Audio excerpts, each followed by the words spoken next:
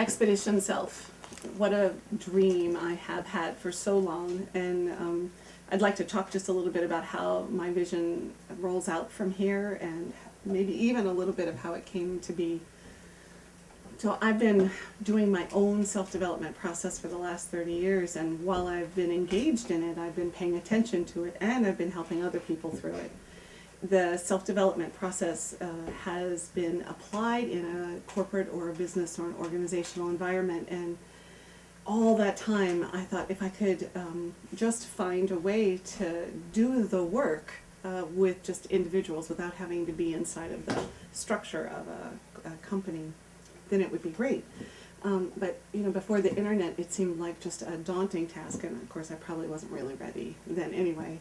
But there's something about self-development work to me. It's practical. It is something that you have to think about, that you put your intention into, and it's also something that you don't do in a 3-day class. So the idea that Expedition Self can work in the virtual world, that it can work on the web, and that there's all these amazing technology things that we can take advantage of, so that the process can be supported by guides, and that we can keep providing new pieces of information as you're ready for them or as the time comes. Expedition Self, it has life in that and has possibility that it didn't have before. I think that's the thing about the way the process works. We can be in a conversation today, but in a year that conversation will mean something different. And if I were to talk about my own process, I've had someone coaching me forever, and I've had people guiding me, and I've had people that I've learned from. And what I really, really believe is you cannot do it in your own head.